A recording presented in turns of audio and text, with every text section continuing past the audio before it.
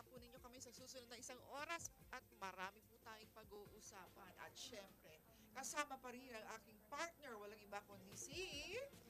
Tess Ramirez. Good morning, Director Telma. Good morning! Para mas malakas kayong Ano? marinig na ating mga listeners, yung isang mic na Papalitan lang. ko ng mikropono? Yes, ma'am. Anong diferensya?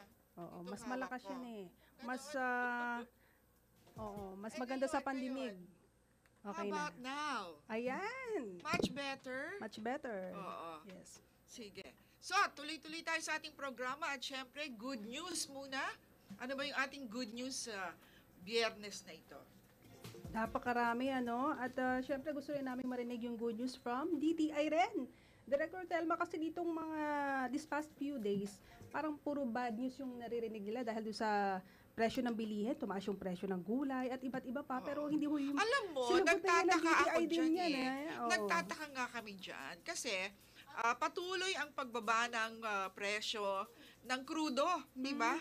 Pero maliit lang pala ang impact nito sa mga presyo ng mga basic commodities. Pero sa kaya nagtataka kami, bakit naman tumataas yung mga presyo ng mga bilihin? Eh, gayong pababa nga ang presyo ng mga krudo. Yun na nga. Oh, hindi mo nakapagtataka yon. So, dapat merong, may investigasyon na gawin. Dahil sigurado na meron na namang nagsasamantala. Yun. Nahirap doon. Pero ang linya ng DTI ay bukas palagi. Di ba doon sa mga reklamo? Pwede silang tumawag sa 751-3330. Tama ba, Director Telma? Memoryado mo na, ha? 751. Taga-PBS ka ba? O ano DTI? Anyway, we have a lot of guests. And in fact, we have a live studio guest for the first time.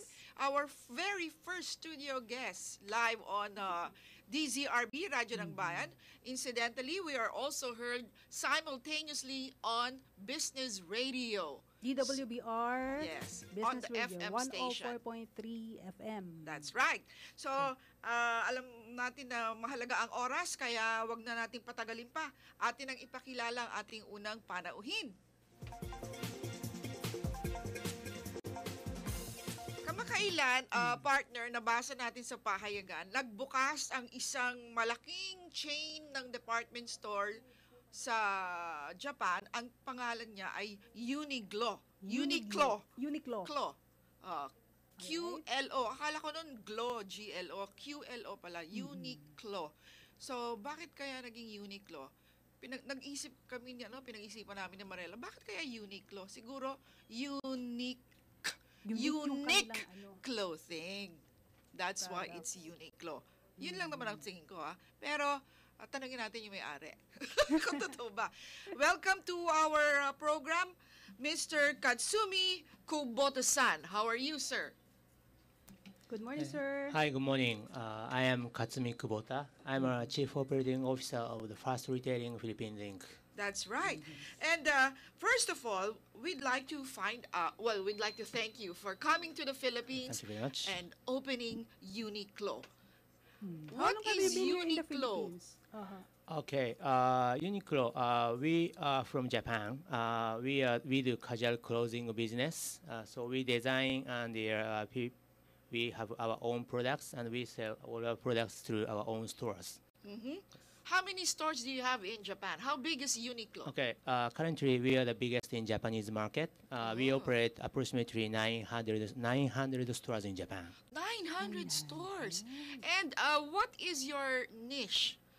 Who is your target? Oh, okay. market It's a in good Japan? question, and I always enjoy to answer this question. Our market is from 16 to 60 years old, male and 16 female. to 60. So, which means everybody. Yes, everybody. And I noticed you are wearing something very casual. When I was on my way here, I was thinking, oh, the CEO, he must be old. I am not that young. Wearing a tie and a coat. But I see you very casual, long sleeves. Is that the Uniqlo? I always try to wear Uniqlo products. Okay. Anyway, so your target market 16 to 60. You have the biggest market in Japan, 900 stores. Yes. What made you decide to come to the Philippines? Okay, Uniqlo, we are aiming to become number one in the world in year 2020. To do so, from number one in Japan, number one in the world, between those two number ones, we want to become number one in Asia. Asia. And to do so, we want to become number one in any important Asian countries. Uh-huh. And the Philippines is definitely important for us. Wow, partner. Ang galing naman at Bilib sarap talaga sila sa pakinggan nun. Pinoy, Oo. you know? Where are you in the other ASEAN countries? Are you found already in other ASEAN countries? Yes, we have already started the business in China, mainland China, China. Hong Kong, Taiwan, Korea, Singapore, Malaysia, Thailand. Mm. Wow, that's already close to being in the world. Yeah, it's a long way to go. Yes. And how would you describe the Filipino market? Oh, Filipino market. Yes. First of all, this market is very promising. Philippines has a very high population and it's growing, and relatively young and very energetic, dynamic market. So if we can get a good support from this market, this will give us a good credit to become stronger in Asian countries. So those are the criteria that you look at before you open in a country. Yes, Fast growing, energetic, young high population. Yes. How Okay. many Filipino employees do you have? Currently, I have approximately 120. We still have only one store. Yes. But as we open more stores, we are planning to employ more people here. I see. And how many are you targeting? How many stores? Okay, we are targeting to open 50 stores in next 3 years. 50 stores in the next 2 years. So I know that you have a tie-up with the SM. So does that mean that Uniqlo will only be found in SM stores? It will be the majority of the stores will be located in SM facilities, but we are open to open our stores in any other facilities too. I see, in other, Other malls, yes. aside from SM. Okay. So what type of products are you selling here in the Philippines, which you think will be attractive to our young kids, to our population? Again, we do all types of the casual clothing. So we are bringing in almost everything that we sell in Tokyo, New York, Shanghai. What we can find in other countries, I have everything here. Yes. But because of the climate and other conditions in the Philippines, UT, which is a Uniqlo T-shirts, polo shirts, and some bottoms like jeans or some other types of bottoms Yes. are the major items in this country as of now. So where do you source your raw material? Mainly Japan? Most of our products currently are made in other Asian countries such Other as Asian- China. Yeah. Yeah, but we also have some productions in this country too. Oh, you do? I see. Oh, yeah, by the way, I read in the newspaper somewhere that you also source Luwentai for some of your items? Yes, yes. I see. But the Luwentai is a manufacturing company which does also for big name brands. Yeah, yes, and I think we are one of the big customers for them. I see. Yes. Okay. So can you describe to us what are the items which you might have for particular age groups, like for teens, for moms, for And for us, for not so Director young, for young, for not so young. Again, we offer the variety of the products which can be used in any casual scene. We do not do formal business wears, Yeah. but the type of the clothing that you can enjoy on weekend or even the weekdays when you spend time with your families, friends. The types of the clothing that give comfort for the people. Comfort. That's our products. Yes. Let's talk about price. Okay. Yes, because some customers are price sensitive. So how are you compared to other brands? Okay. I think price is relative to the value, and of course we are not the cheapest. We are not the cheapest in any part of the world. Yes. But the value that we offer and we deliver, we are confident that we are delivering the best value. Price that we are asking considering the product qualities and the comfort and such. I see. Yes. Do you have promos for the month of July? Yes, yes. And actually, time to time, we are changing our promotional items. So I think the better way to find it is please keep your eyes on us with communications through newspapers, radios, and the Facebook and such. So you will find what we are offering at that moment. I So see. up to how many discount they can avail? Discount. Okay. Actually, it depends on the items, but I think the way we are being welcomed by the Filipino market, I think our price is pretty well competitive enough. I'm interested to find out in your opening day, Yes. what was the most sellable item? Oh, the opening days? Yeah. We sold a lot of jeans. Jeans. Yes. Oh yeah, because it was so cheap. Yes. At was it It 590 was- pesos? Yes. Oh, I missed that. Meron pa ba? You should run. I like to Hindi mo buy makahabol. 590. Yes. That's a bargain. Mhm. Yeah. So jeans was the most sellable that day. Yes. And then what about the other items No, like actually, your there UT? are tops that combine with jeans, such Yeah. as UT T-shirts and the Yeah. polo shirts. We had a very good sales. I see. How did you come up with the name Uniqlo? Oh, okay. Uniqlo, original name was a Unique Clothing Warehouse. Oh, so we were And we made it right. shorter, Right. so Yeah. Uniqlo. Unique Yeah, clothing. Unique Clothing Warehouse. Yeah, so Uniqlo. And how long have you been with Uniqlo? Oh, I'm with Uniqlo for now 6 years. 6 years. And you like your job? I love this job. You love it? Especially, I love this job doing in this country. Oh, thank you.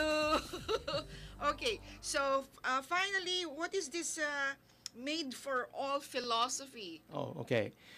Made for All is a philosophy that we don't want to narrow our target.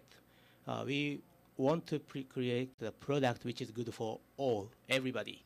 And I think doing business in this country is a very good test for us because of the diversity and the mix that the Philippines has. Yes. So I think we are being tested, and I think we have just passed the first test. Wow, fast test. Are you in the future planning to use Filipino designers maybe so you can adapt more to the Filipino taste? Actually, yes. And only one condition that we want to work with the Filipino designers is we don't want to do that only for this country, but we want to find out some Filipino taste which might be good for all over the world. That's right. And you should pattern also maybe some of your outfits with the Filipino models, bodies. It's a challenge for us. Can we be your model? One of your models? Yes.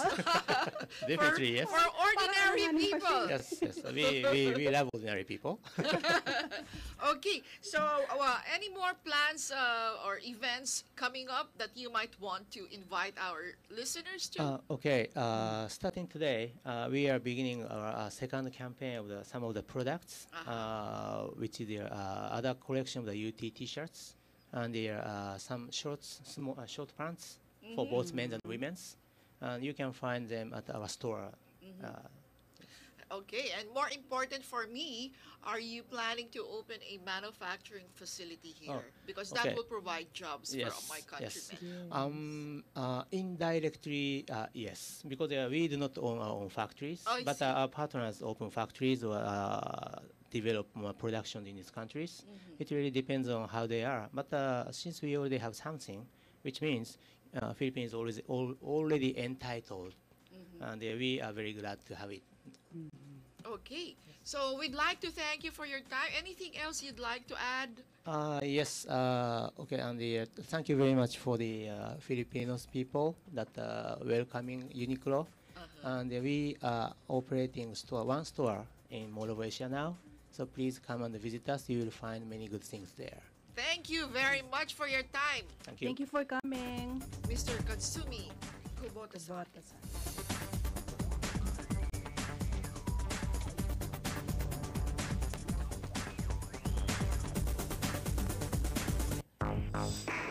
Paano ko kaya mapaghahandaan ng pagtaas-baba ng mga presyo ng mga bilihin? May nagbibigay ba ng training para sa mga kagaya kong nais magkaroon ng panibagong kasanayan sa trabaho?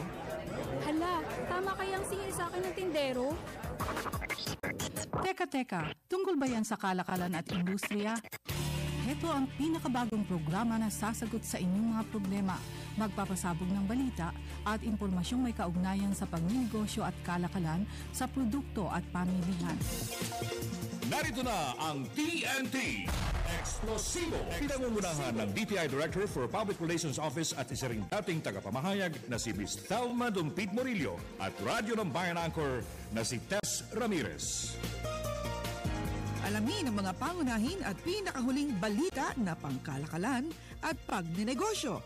Ihahatid sa inyo ng Department of Trade and Industry linggo-linggo. TNT Explosivo. Explosivo. Explosivo. Ang unang pasabog ng DTI sa taong 2012.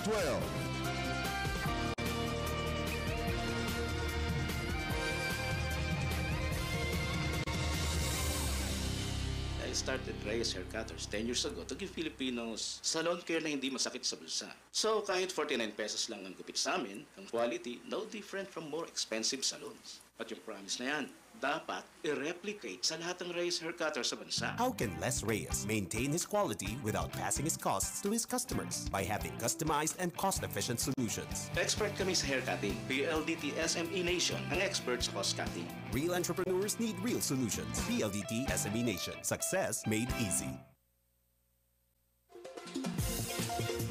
TNT Explosivo. Explosivo. Explosivo. Programang TNT, napapakinggan po sa himpilang DZRB Radyo ng Bayan 738 kHz at sa aming kapatid na himpilan ang DWBR-FM 104.3 MHz. Nakakasama po ninyo Tess Ramirez at Thelma Dumpit Morillo po lamang. namiss natin last week si Director Thelma. Kumusta yung bakasyon sa Uy, hindi sa bakasyon Albay? yun Yun ay trabaho. Trabaho. Alam mo naman, hindi ka pwedeng umalis ng opisina. Pero may kasabay na bakasyon na rin yun. Paano magiging bakasyon yun? Overnight lang. Oh, Bitin. pagbiyahe mo lang ilang oras na. Di ba? Anyway, magandang pagkakataon siya na makita kung ano yung mga nangyayari sa ating kanayunan. Yes. Di ba? Sabi ko nga na importante sa amin na maramdaman yung pulso ng ating taong bayan. So, doon nakita natin kasi baka yung one of their major products. So, kailangan nila doon ng shared service facility, which is tamang-tama kasi yung DTI meron siyang pondo para sa shared service facilities. Ano ba itong mga ito? Yung bang, kunyari, sa isang lugar, marami ang nangangailangan ng what do you call this? Yung mga processing plant or packaging materials, yung ganon. So, lahat sila pwedeng gumamit dun sa itate yung shared service facilities. So, maganda hindi na yun, sila kailangan lumayo pa. So, may kani-kanyang territory for that. Oo. Okay. Okay, so, pag-usapan naman natin ngayon, partner, itong, sa 2015 kasi, itatawag yung ASEAN Economic Integration. Yan. So, mula ngayon hanggang 2015, ilang taon na lang yon? 3 taon, di ba? 3 taon na lang. 3 bilang na taon. bilang. Ang Pilipinas ba ay nahahanda na maisama dito sa integration na ito? Sa palagay ko, handang-handa na tayo. Sure ka? Sana nga. Kasi katulad nun, di ba, nung tayo ay sumama sa WTO. Oh, medyo, yung iba nating mga kababayan na nandun sa agrikultura, at saka yung ibang industriya, sino yun? Hi, Si Bon. Mr. Bon Vivar. Mr. Bon Vivar, ang aking partner dati. So, going back, yung sabi ko, nung tayo pumasok sa WTO, parang yung iba nating kababayan, hindi na handa, wala pa yung mga safety nets, di ba? So ngayon, dito sa sa magiging ASEAN Economic Integration, yung ating mga kalapit na bansa, mukhang handang-handa na sila, no? Na makipagsapalaran. At pero syempre, hindi tayo pahuhuli sa kanila, ha? Dapat tayo rin. Dapat. So Nakikisabay. ano ang ginagawa natin ngayon? 'Di ba? Kausapin natin ang Assistant Secretary ng DTI sa Bureau of International Trade Relations o BITR. Walang iba kundi si ASEC Ramon Cabigting. Good morning, Asik Blinks. Hello, good morning. How are you? Hey, not bad, these films. Yes, How are you? yes. Okay, so we were just talking about the ASEAN economic integration that's happening in 2015. Yeah. Are we ready? What is the Philippines doing to be ready if we're not ready yet? We're okay. We're if you look at the scorecard for the accomplishment of the targets which are in the blueprint, we are just about doing quite well for our scores. There are a number of measures which we committed to one another, the members of ASEAN, in the blueprint, which not one of the ASEAN member states has been able to deliver on, and somehow that makes things a little less. The scores are not that good for everyone, but I think we're on our way, and by August this year, the Economic Research Institute of ASEAN and East Asia will show to the ASEAN economic ministers a midterm review. And in that midterm review, we will also see how well we have been doing with respect to helping the small and medium enterprises as we go towards that target of ASEAN economic integration. Okay. In the first place, para sa maintindihan tayo ng ating mga kababayan, bakit ba kailangan tayong mapasama dito sinasabing ASEAN economic integration? Ano bang buti ang maidudulot nito sa ating mga kababayan? Ay, tignan na lang natin po yung sa base sa mga SME. Marami pong benepisyo maidudulot nito sa SME. Doon sa ilang ulit na benepisyo. Number one is business opportunities. At mayroon na po tayo mga specific success stories SME that will boost opportunities ASEAN economic community, and their businesses have performed well. Number two, yung isa pang uri ng benepisyo na maidudulot ng ASEAN economic community sa small and medium enterprises natin, ang lakas po ng capacity building effort dito sa ASEAN. Yung tuturuan yung ating maliliit na negosyo upang maging masigla at mas kayang makipag-compete sa global market. So itong dalawa po, at mayroon po tayong mga ehemplo niyan kung tanungin. Sek, ano naman po yung kung meron man yung protection po ng ating produkto na isasali po dyan o ilalahok? Ay, alam niyo po, yung sa SME na produkto, mga agri-based, mga processed food, mga produkto ng creative industries, handcrafts, and things like mayroon po tayo samples niya. Mayroon po yung sa ilaki, pero ngunit SME pa rin na itinuturing, no? Dahil medium enterprise pa lang, mga manufacturing ang gumagawa ng mga pyesa ng kotse. Mayroon po tayo dyan, mga success story which I can tell you about.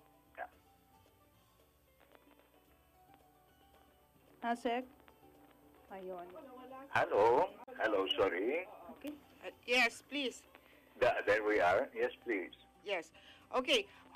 As I said, what protection do we have for our industries, lalo na pag pasok ng ibang mga produkto mula sa ibang bansa, kalapit bansa natin? Ay, naku, alam ninyo, malaking no? Malaking misconception na zero lahat ng tariff natin. Tunay naman na as of 1 January 2010, ang tarifa natin, lahat ng produkto na ating inaangkat mula sa mga karatig bayan ng ASEAN, mga neighbors natin sa ASEAN, at tunay naman zero. No? 99% of all our tariff lines are zero. Ganon din yung sa kanila. Kaya maari natin silang bentahan ng produkto natin na hindi nila sinisingil yung importer nila ng extra tarifa, kundi zero na. Ngunit mayroon tayong nananatiling proteksyon para sa mga super sensitive areas natin. Number one, rice. No? Hanggang ngayon, we still have our tariffs at 40%. So if we will import rice from anybody in ASEAN, 40% pa rin. Hanggang 1 January 2015, saka lamang po gagalaw at bababa lang po yan from 40 to 35. Ngayon, yung asukal din po, no? Maraming nagsasabi, zero tariff na, ay hindi naman tama yan. Pero Asik Diggs, yeah, we all know, sa realidad, hindi ba, hindi lang tariffs ang nagiging barriers o yung ano, there are also non-tariff barriers. So, non-tariff barriers, at ngayon pa lang, no, nakikita na natin yung mga kapitbahay gumagawa. Kailangan kung magbebenta ka sa kanila, kailangan dadaan lang sa 6 na puwerta. Ay, yun naman, ayaw lang.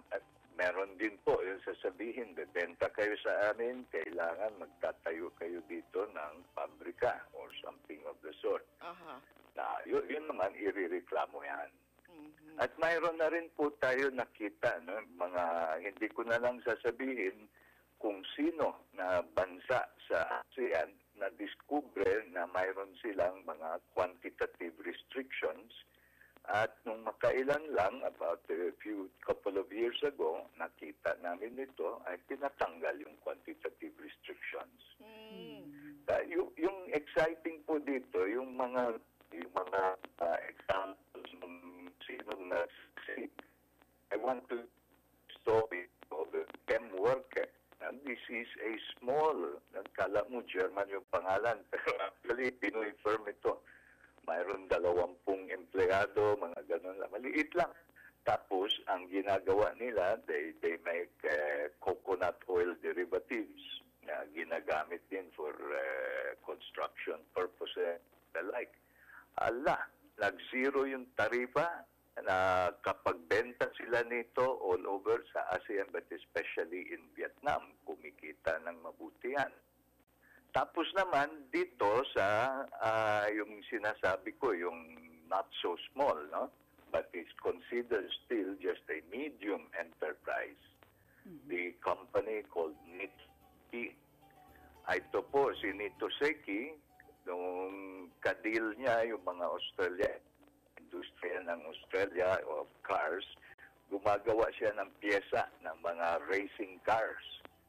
Mayroong free trade agreement po ang ASEAN with Australia and New Zealand. So, punta siya ng Australia, ano bang pyesa kailangan nyo? Bigyan mo akong sample, gagawin ko, maglutuan mo yung produkto ko, may kontrata tayo.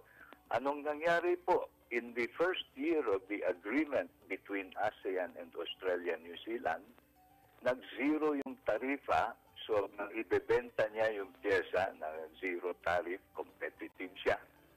At yung kanyang planta, nagdagdag po siya ng 25% of employees. And that's just the first year. And now it is the second year already. Yung pabrika niya, kailangan i-doble niya yung capacity. Katantan lalaki po ng kontrata. Now, mayroon pa rin, no? I would like to also point out, ito makakatulong sa mga maliliit. Mayroon po sa yung Philippines, no, miyembro tayo ng ASEAN. Miyembro ng ASEAN, mayroon tayong free trade agreement with Korea. Ito pong mga produkto natin, mga puree, concentrate ng fruits, no?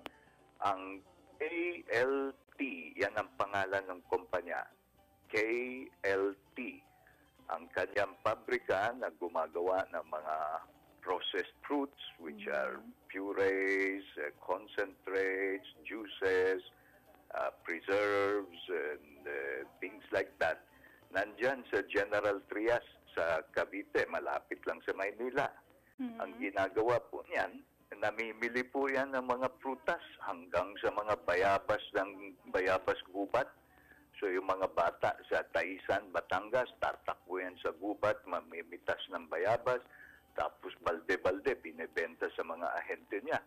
Tapos gagawa siya ng mga fruit products, tapos binibenta sa Korea sapagkat kung tama ang kanyang maibebenta at sapat naman at naipapakita na dito obtained sa Pilipinas, yung taripa na normally 20%, bumababa up to 0%.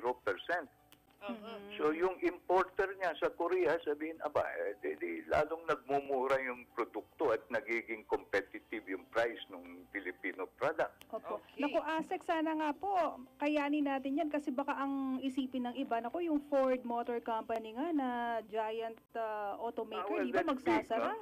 Paano pa kaya? That's a manufacturing issue, and we would like to address that by helping generate more power supply. Yung pinakamalaking problema yan. And then have the big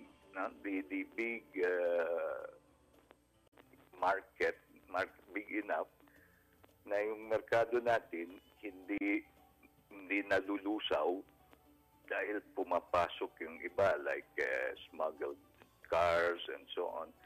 So yung mga naman, yung mga lehitimong nag-invest dito para magpatayo ng mga manufacturing, hindi naman nananakaw yung kanilang market share. So magagamit nila yung pabrika nila, capacity is utilized, hindi naman pumapatak yung kanilang mga fixed cost na wala silang produktong maibenta. Oo, tama nga. Yeah. Oo. Anyway, so... The thing is, I'd like to point out that ito yun. Dito sa ASEAN, meron pa tayo, no? And the lead here is the Philippine, under DTI, Bureau of Micro, Small, and Medium Enterprise Development. Yes. Sasabihin ko na po yung pangalan, no? Si Assistant Director Jerry Clavesillas. At siya yung ating lead dito na tumutulong sa tinatawag na strategic Oy, hindi natin marinig. Ano naman nangyayari? Daw ba na siguro? Hello? ASEAN Strategic Action Plan for SME Development. Hello?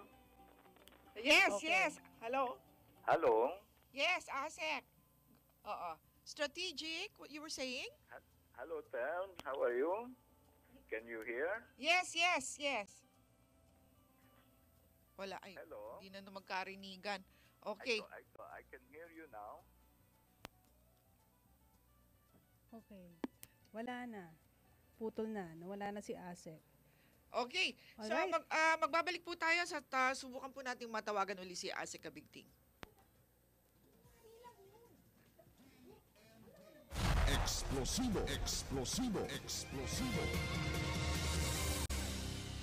When we started North Park in 1988, noodle house nga lang gusto namin. We didn't think na it would grow this much. Ngayon, we have 20 branches na. Akala nga ng iba, foreign franchise ito. Hindi. Homegrown ito. This is my dream business. Pero hindi pwede natutulog sa pansitan dito. How can Rafael soon ensure the long life of North Park Noodle House? By being strict with quality and in control of his business. Yan ang binibigay ng PLDT SME Nation. Real entrepreneurs need real solutions. PLDT SME Nation. Success made easy.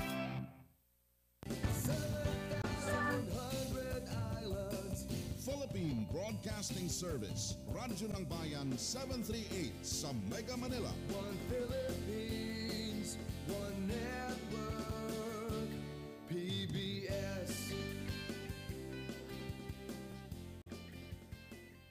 When we started North Park in 1988, noodle house nga lang gusto namin. We didn't think na it would grow this much. Ngayon, we have 20 branches na. Akala nga ng iba, foreign franchise ito. Hindi. Homegrown ito. This is my dream business. Pero hindi pwede natutulog sa pansitan dito. How can Rafael soon ensure the long life of North Park Noodle House? By being strict with quality and in control of his business. Yan ang binibigay ng PLDT SME Nation. Real entrepreneurs need real solutions. PLDT SME Nation. Success made easy.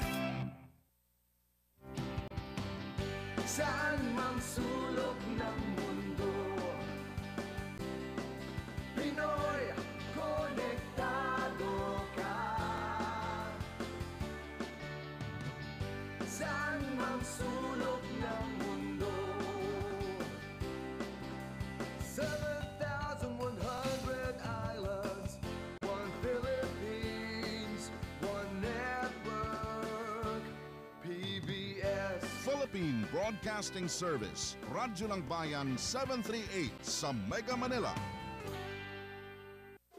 TNT Explosivo. Pinangungunahan ng DTI Director for Public Relations Office at isa ring dating tagapamahayag na si Miss Thelma Dumpid Morillo at Radyo ng Bayan Anchor na si Tess Ramirez.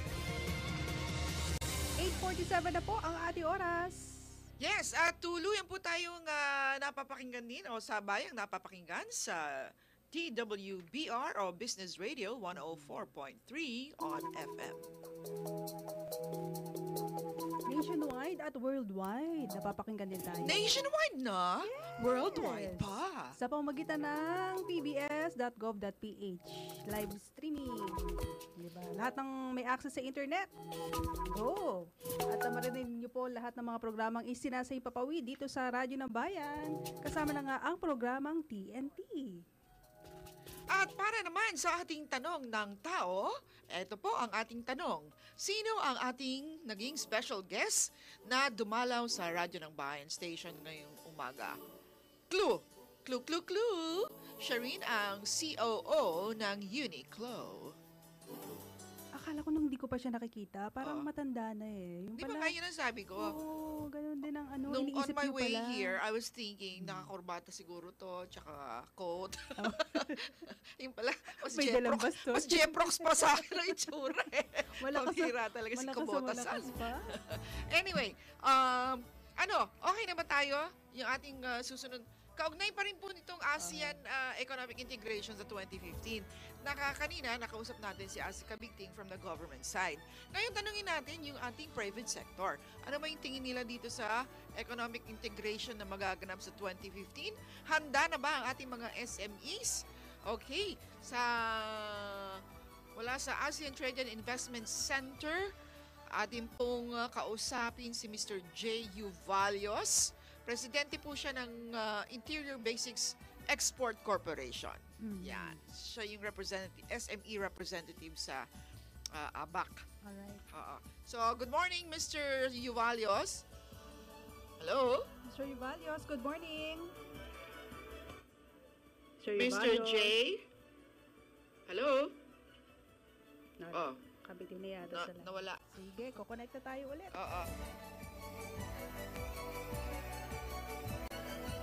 Pero hindi ko talaga malimutan.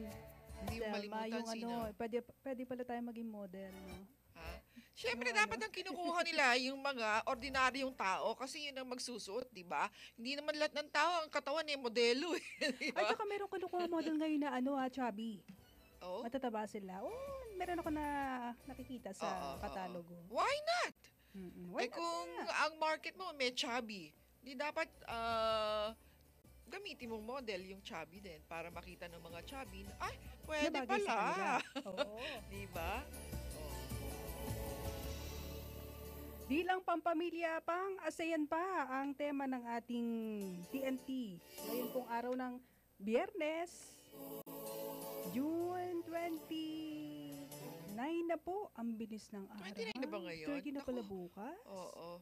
At Hulyo na kapo. At tapos ng kalahating taon. Tapos Ang bilis, magbe-bare month na. Tumanda ka na naman, partner. Aray ko. Ikaw lang Huwag mo ako isama. Sige na nga. Teka, yung ating text number, yung para dun sa tanong ng tao, 0917-422-6342. 0917-422-6342. Ilan po muna mga mahalagang paalala. Sandali lamang po. Tangkilikin natin ang radyo ng Pilipino, ang tinig ng mamamayan. Ito po ang inyong lingkod, Secretary Sani Coloma, dito sa DZRB, Radyo ng Bayan, 738 kHz. Konektado ka! Pinoy, konektado ka. Pinoy, konektado ka. Pinoy, konektado sa PBS. TNT. Explosivo. Explosivo. Explosivo. Po tayo sa ating programang TNT. Ito pa rin ang inyong lingkod, Thelma Dumpit Murillo, at syempre ang aking partner, Tess Ramirez. Okay. At ito, na-contact na natin, partner, yung ating susunod na panauhin. Mr. J. Uvalios, President of Interior Basics Export Corporation and a member of ABAC, or yung ASEAN Business Advisory Council. Good morning, Mr. Uvalios. Good morning, Mr. Uvalios. Ayaw talaga. Ayun. Yes, good morning, Jay. This is Thelma Dumpit Murillo of the Department of Trade and Industry. Hi, good morning, Director Murillo. Yes. So earlier we were talking to Asik Kabigting on the what are the prospects and challenges in this ASEAN integration come 2015 from the point of view of the SMEs which you represent. How are you preparing for this? Yeah, actually we are partnering with the dynamic team of DTI, with ASEC Kabigting and USEC Cristobal. First, of course, awareness is very important. We wanted to make sure that our SMEs and our businesses in general are made aware of the benefits and the implications of the integration, the ASEAN Economic Community integration. Mm-hmm. 3 taon na lamang po, 2015 na. Handa na ho ba ang ating SMEs? That's quite a challenge, but we partner with PTI as well as the Philippine Chamber and the Exporters Confederation. We're actually doing double time.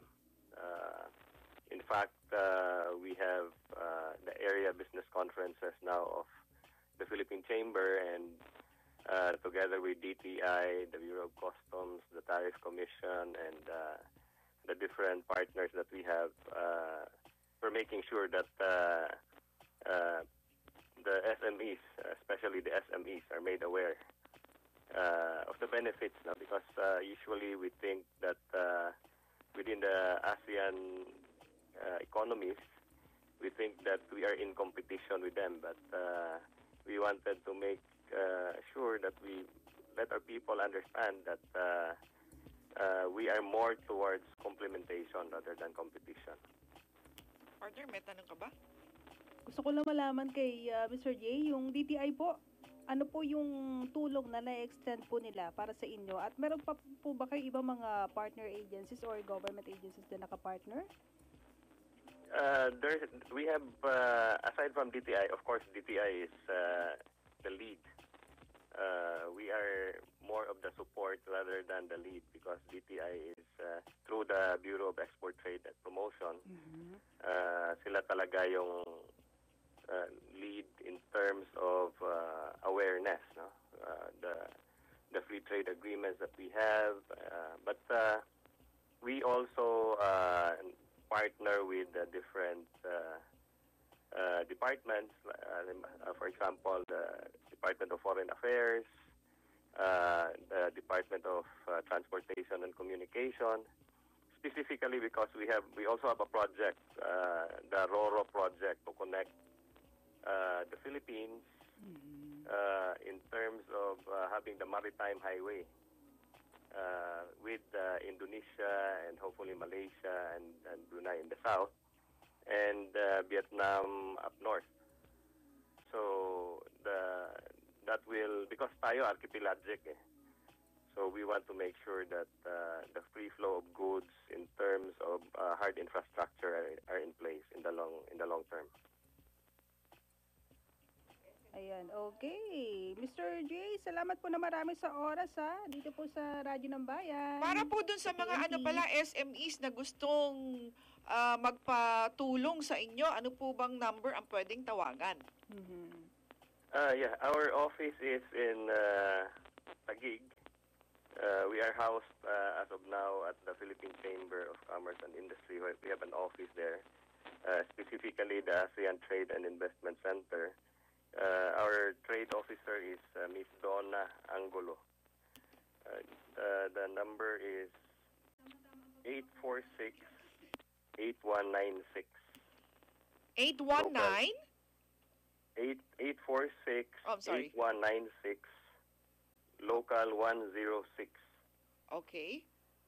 And they may look for you?